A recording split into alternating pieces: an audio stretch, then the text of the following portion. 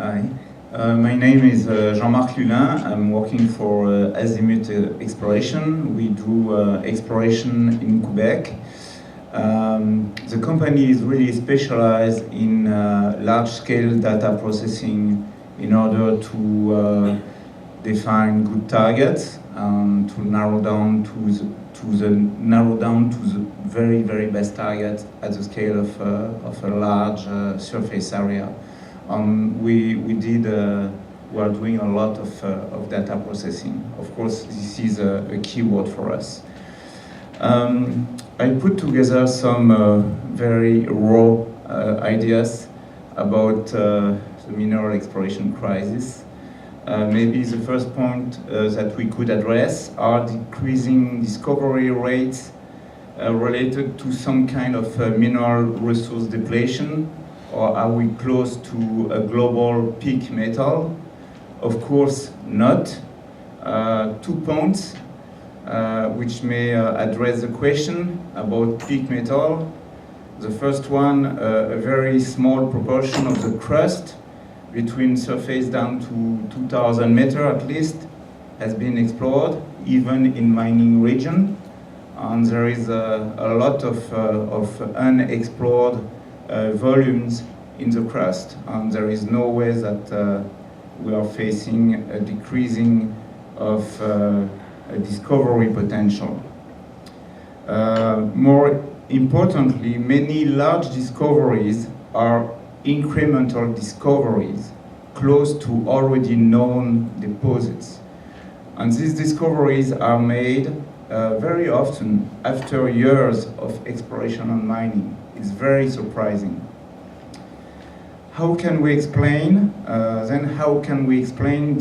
declining discovery rates? We see two main reasons, which may appear in some ways, which may reveal some contradictions.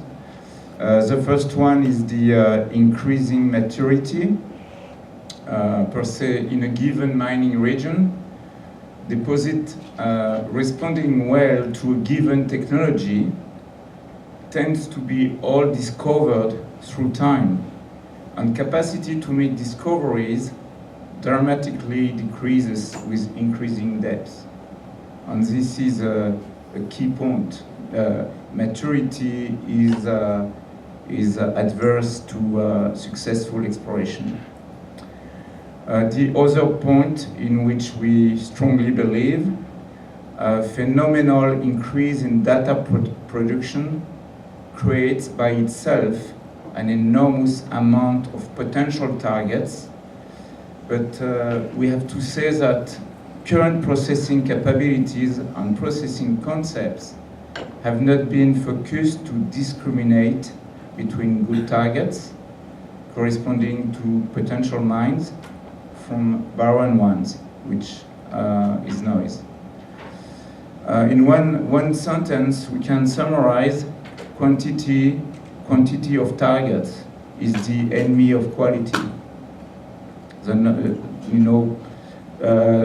number of targets doesn't mean anything. In some ways, there is a paradoxical effect of information. A lot of unranked information at the end create more noise and value. More noise, we have to differentiate in that way about which kind of target we are talking. If we see our business, exploration business, is still largely driven by a project evaluation pattern. The ways exploration targets are generated, we see a considerable inertia in the way most exploration companies do targeting and determine their exploration focus. It's still highly empirical and driven on a project basis. In some ways, it seems that the exploration risk has been, from a pragmatic standpoint, compensated. The financial markets, the way they approach our business, they offer the opportunity to many players. And the financial market address the risk, the exploration risk, by multiplying the number of players. And the number of players from a market standpoint increases the chance of making substantial discoveries. You have more players, but with undiscriminated quality.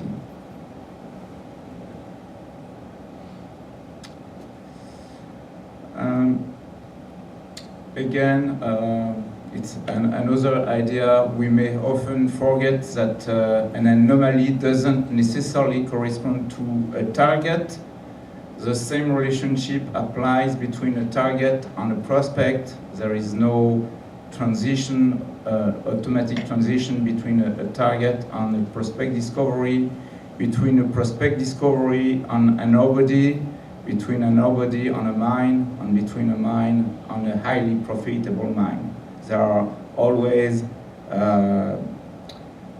trough or gaps between each of these steps.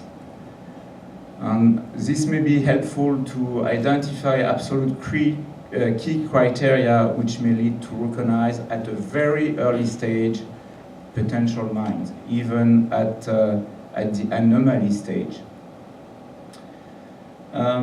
We see also several recurrent traps. Of course, from a junior perspective, economic cycles are terrible. They create by themselves a great inefficiency in our industry, with a loss of memory, loss of data, and data duplication. Maybe something paradoxical, too much knowledge may be also adverse to success. And let me explain. It's about the way we use information. Too much information, too much knowledge, too many experts may paralyze the decision process, and it's a paradox, but this can be adverse to innovation. And the risk about knowledge is to over-define too early something which is virtually unknown. We are in the exploration business, you know.